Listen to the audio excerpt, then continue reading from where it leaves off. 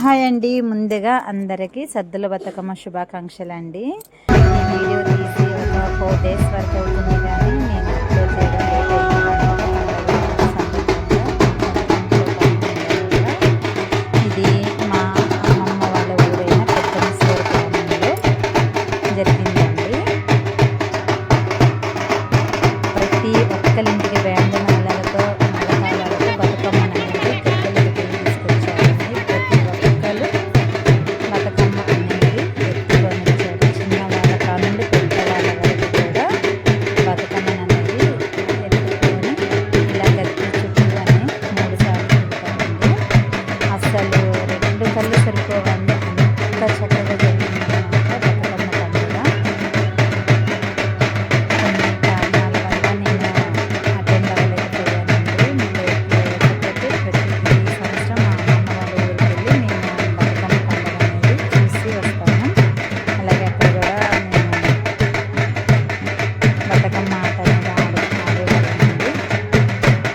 ఈ ఇయర్ కుదరలేకపోయింది. ఊర్లో వాళ్ళందరూ ఒకటే ఈ సద్దుల బతుకమ్మ అనేది 8 రోజులు చాలా నిష్టగా నిబంధనలతో చాలా చక్కగా చేస్తారండి. ప్రతి ఒక్కరి ఇంట్లో కూడా నీసు అనేది వండుకోవడం, సద్దుల బతుకమ్మ అయ్యేంతవరకు నవరాత్రులు అయ్యేంతవరకు చాలా నిష్టగా చేస్తారు ప్రతి ఒక్కరు కూడా. చూసారండి, ప్రతి ఒక్కరు బతుకమ్మని పెట్టుకొని గద్దె చుట్టూ తిరుగుతున్నారు. అసలు ఈసారి నవరాత్రులలో మాత్రం 11 రోజుల వరకు వర్షాలు పడ్డాయండి, చాలా భారీ ఎత్తున.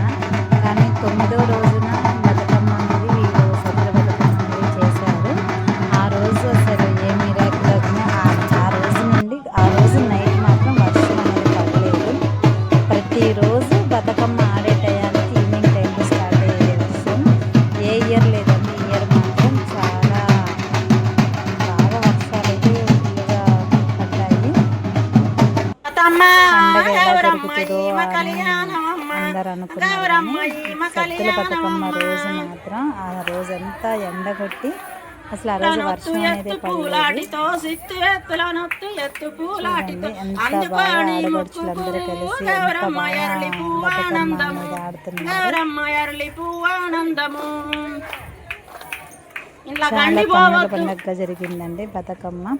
ప్రతి ఇయర్ కొన్ని సంవత్సరాల నుండి పూర్వం నుండి వచ్చే ఆచారం కదండి తెలంగాణలో. అసలు చాలా బాగా జరుపుకుంటారు. ప్రతి ఒక్కరి ఇంట్లో కొత్త బట్టలు వేసుకుంటారండి. కొత్త బట్టలు వేసి ఖచ్చితంగా బట్టలు అయితే ప్రతి ఒక్కరు తీసుకుంటారు. అసలు చాలా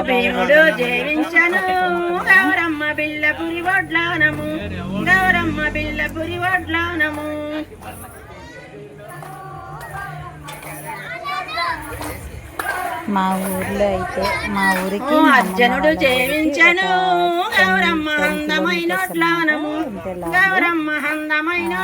లాస్ట్ ఇయర్ కూడా మేము వెళ్ళి అక్కడ బతుకమ్మలు అనేది ఆడాము.